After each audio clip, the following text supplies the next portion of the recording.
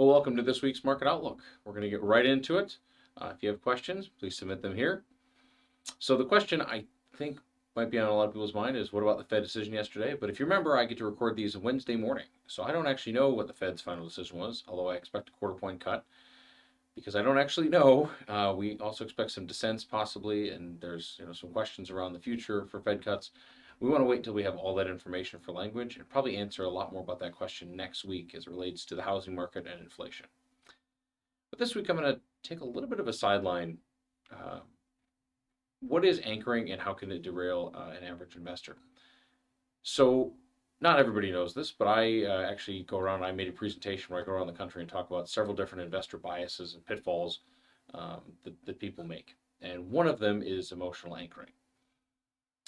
So what is anchoring? Well, it's a type of bias. It's cognitive. It's about information, and it's using reference points incorrectly. And by the way, we see this a lot. People used to make X, so now they must make greater than that. Their portfolio value was at one point this, so I would expect it to be higher, or I won't sell or change anything until it gets to that point. How much something used to cost, right, is an anchoring point. Boy, I remember going to the movies and it used to be only X amount of dollars, and today it's more than that. It's one of the reasons we're bad at measuring inflation. it's anchoring is one of those things where people have a price in their house and they will say things like, well, I won't sell it for less than that. That's not what the current market value is. That's just what they have decided. And so we see this oftentimes with people holding a stock.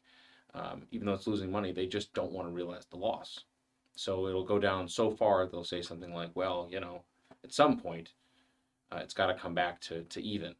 Or if people are, at the craps table or the blackjack table, they lose a bunch of money, and as soon as they get back to even, they walk away.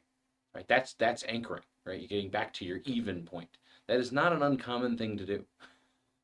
And one of the reasons it can be a loss for people is because it's sort of a mental self-comfort thing, even though it's not actually helping us. So the example I'm going to use here, and this is not a recommendation on the stock in particular at any time. That's why I did this. I aged it a little bit, but it's still true. This is a stock chart of Cisco. And Cisco at one point was one of the largest companies in the world in 2000, and they were doing a build out for the internet age.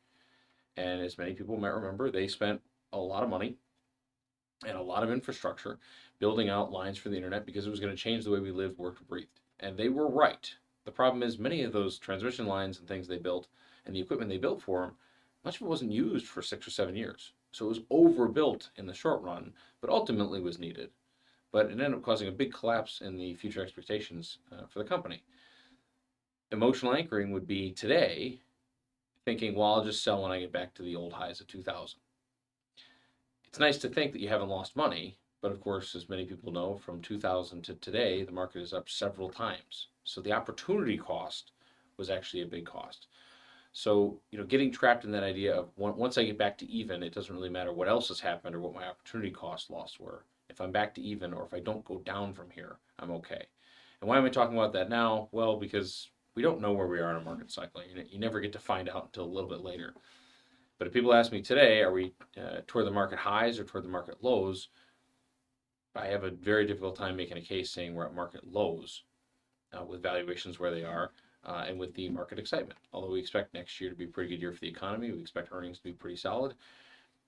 If we have a pullback in price to earnings ratios, we won't have a good market. And that could be, very easy to see happen. If the market corrects from 22, 23 times earnings back to 20 times earnings, we could get a pullback, and people will look and say, well, at one point I had X amount. That was my peak.